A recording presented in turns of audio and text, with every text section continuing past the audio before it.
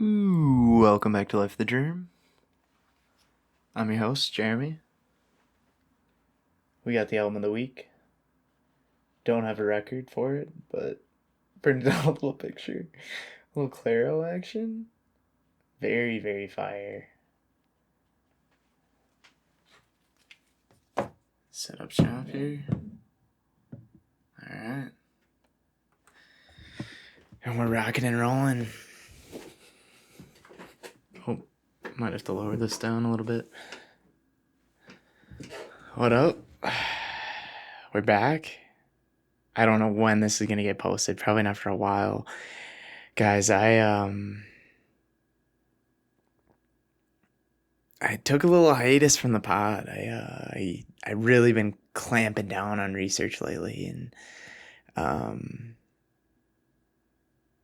yeah, just been hanging out, getting a lot done. Tonight was really the first night where I can kind of see the light at the end of the tunnel. I've done so much. I'm not really gonna get into it, but I finally wrote a piece of writing tonight that I was actually kind of proud of, and I was like, dang, this is like some heat. And I was driving home and had a little idea pop into my head for Life of the Germ, and just kind of spontaneously just hopped on here and decided to go for it. I usually Life of the Germ ideas as of late have been coming pretty few and far between, but like the past few days, man, I probably have 3 or 4 ideas just on the queue, just waiting to I think just, find time to actually sit down and record them. But yeah, been a crazy past couple weeks. But yeah, it's allowed me to kind of get some new perspective as I'm transitioning from at least right now less in the lab and more doing sort of writing and a lot more thinking than I usually do. Less more thinking and less doing at the moment, just because there's a lot of deadlines coming up. But um, I think just getting into it right away. I don't have a ton of updates for you guys. I really wanted to talk about the wisdom of the week that's kind of been on my mind as of late, and judging by the title, you guys can probably guess what the gist of it is. But I think why I add those parentheses is because I think that oftentimes in life, what you find is people chasing perfection, right? And I think what you ultimately end up running into in life is imperfection. And I think in society, imperfection gets a very, very bad rap, right? It's a synonym of flawed or not ideal. And in reality, I think really in life, what we end up chasing is imperfection, right? I think what ultimately humans look for is, while we all want perfection, I think we all, to a certain extent, appreciate the beauty of imperfection, right? And this sort of comes out in 2 ways. The first thing that I can think of is, going back to my high school days, and even now, I don't want to say I'm immortal to it, but I think growing up, especially I think it started it started for me in probably middle school when you I think kind of, I was talking to a friend about this a little while ago, and it's kind of like when you put the pieces together that, oh wait, other people have opinions about me. And as soon as that thought comes into your mind and you're conscious about it, you immediately get these thoughts of it's all you start micro analyzing yourself a lot more. And as you go on in life, starting in middle school and working on, I've noticed that you understand that people have opinions of you, but as you go on, you slowly learn how to sort of be in harmony with those opinions, and shouldn't even say in harmony, but like in harmony in the way of like they exist, but you kind of sort of I guess block them out or mute them in a way that they don't really impact you. And I was talking to a friend about this as well in the same conversation. But as you get older, I think part of this transition into, you're aware of these opinions, but they start to matter less and less, is because you at the same time, it's like this teeter-totter, right? On one side of it is these opinions of you and how much you care about them, and on the other side is your kind of yourself, like what you kind of see as your identity of yourself, right? And as you start to identify more and more with certain things, those opinions start to matter less and less, because you've defined your kind of yourself a lot more. I don't know if that makes sense, but um, I think opinions used to matter a lot more to me because I didn't have a great sense of self, right? And I don't think, and it's very like, it's not, this isn't like just me, right? This is, I think, everyone, like in middle school, high school, even now, like, especially in middle school and high school, though, I didn't know who I was. I didn't know what I liked. Like, I, I, I didn't know. And like, because of that, opinions matter a lot more. Like, it's, you shouldn't do this, you should do this, blah, blah, blah. Like, you get all this stuff crammed. And how this kind of fits into this whole picture of perfection is that you you you in middle school, and I think especially in high school, you're faced with these ideas that, especially, not even to get into like the intangible things, but like physically, like how your appearance is, the way you dress, the physical features you have, anything that separates you from the norm and is seen in society as sort of an imperfection. I think, I know I did it, and I think I can speak for a lot of people that say that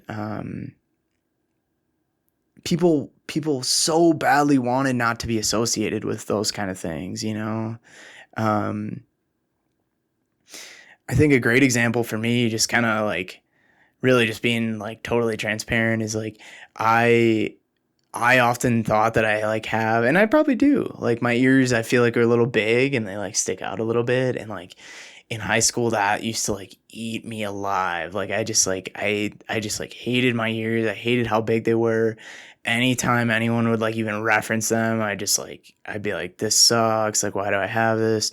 And now I've just learned that like it's like it's like these like imperfections, quote unquote. I like quote them because it's like I don't really, I guess you can call them imperfections, but I think like these kind of features, and physical is just the beginning. You get into social dynamics, like especially for me socially, like I am not your run of the mill person socially. Like I'm very like sarcastic, very out there. Like I think I have a pretty like unique sense of humor that not a lot of people get necessarily, and it tends to like confuse people slash like make them mad sometimes. And like it's this whole idea of like just like sort of taking all that and all those characteristics of what make you you, and just sort of riding that wave out. And I think once I realized that, and this is not one of those like, hits you in the face type moments. Like this is something that takes years for you to realize and like really appreciate. But I think it's all these imperfections, physical, social, how people think. It's all these things that are different from the norm, these imperfections that really make, I think, people attracted to other people, right? And like whether that be a friend or like something, more like intimate or like romantic, like I think that's really what makes people so interesting, right? Is because like not everyone is the same, and not everyone is that like perfect norm, right? Where like, I don't even know if I could define the perfect norm, but like this thing that people always like strive to follow, but truly no one really hits it. And if you do hit it, I can guarantee that you feel empty inside because you have no identity. Who are you then? You know, if you're that perfect to a T, you're nothing. It really is, if you stop and think about it, those imperfections that really define who we are in a good way. And I think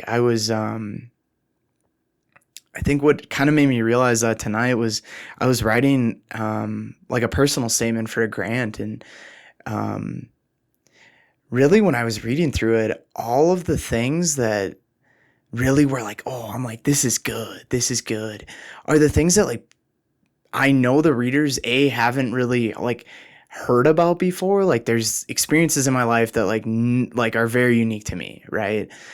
And then B, there are all these sort of challenges and imperfections that I think in the moment really like stressed me out and were like hardships for me, but in the long run ended up actually like really paying dividends to who I am today, and like who I am as a scientist, and even more like who I am as a person, right? And I think once I realized that, I was like, I gotta make an episode about this. Like this is really cool. And um sort of crossing that boundary too, I think it also bleeds into just not only your physical appearance and how you let that define you, but also like the actions that we take as human beings, right? I think, again, like I think in everything we do, I know in everything I do, especially like something like my craft, whether that be running, tennis, podcasting, like my job, especially like things that I take pride in, I want to perfect, right? I want to do, everything I do, I want it to be perfect. And especially as a researcher, you realize that like a lot of the groundbreaking innovations that have come out of science, out of any field, a lot of honestly Nobel prizes have all, maybe not the final like result and the final innovation, like maybe like that came from a lot of like really well designed experiments, but the initial observation of something, a lot of times you'll find time and time again, especially with like really great scientists, that these original breakthroughs came from making mistakes and making quote unquote imperfections to your experiments and things that you didn't intend to happen or occur. And then you sort of roll with the punches, and you're like, wait, that led to this crazy observation that I never would have taken or never would have recorded if I didn't mess that up, right? And have that imperfection. Now, like obviously in your craft, I'm not saying just go in the lab or wherever your job is or anything and make all these mistakes, but like I think don't be so hard on yourself if you make these imperfections, because we're not robots. Like we're not programmed to be perfect. And like one of my mentors for my job always tells me, he always just says, like you go in there every day, and I think you can apply this for your life too. And you wake up every day and you think to yourself, no matter what you do, you're going to do the best you can. And I think there's a lot to be said for that. And I think often in society it rides the line of perfection, right? Because often the best you can do, there are some days where, I don't know if I've had like a perfect day in lab, but I mean, I would consider plenty of days to be perfect. Like, like my experiment succeeds. Like that's pretty perfect to me. Like, maybe not getting the results I want, that's kind of out of my control. But if I run the experiment start to finish and everything that I want to do, like I successfully was able to complete, that's pretty perfect to me. So it's easy to sort of ride this boundary of, okay, like there's such a subtle difference, but instead of waking up and being like, I want everything to go according to plan today, which is AKA I want everything to be perfect and everything to go according to how I say, instead of that, maybe backtrack and be like, no, while I want everything to go according to plan, I really just want I really just want to do the best I can. And that is, while subtle, that's such a big difference than um, sort of chasing after perfection and then always sort of being let down when it doesn't happen, because it won't. Like, you can always think of something that didn't go perfectly, right? Like, no matter what you do, I don't know, even it's like, even on an exam, if you ace the exam, but like, let's say like the professor leaves one comment, like you could have had a better explanation. Like, some people, like, if you chase perfection that much, even if you got a perfect score, that comment will eat you up inside because you didn't have a perfect exam, right? There's moments for feedback, and I think this is the key in life in general with anything. No matter how well you do something, there's always room for improvement, right? And I think, like I was kind of getting at before, I think that's kind of the beauty of life in a way. If you really think about it, like, it's you you know, like, not to be too dark about it, but in every human's life, we're born, we have a span in our lives, no matter how big or how small, in which we live, and we have at the end a time when we all pass, right? And it's like, I think part of the fun of life for me is, and I think a lot of people would agree with this, is during that time period in which you're living, you have fun with it, but as you go on, you create things, you optimize things, you improve things, and you're able to constantly get better at something, and improve your craft at a certain thing, and as a result improve, kind of, or refine who you are as an individual, which I think is really fascinating. I think what honestly, that alone is what makes life worth living for me, is kind of discovering your individuality, and discovering who you are as a person, the things you like, the things you don't like, and being content with those imperfections, right? Um, so I think with that, I'm gonna leave you guys to think on that, and I thought it was a cool thought, and thought I'd hop on here and share it with you guys. So appreciate you guys checking this one out, and I'll catch you in the next one.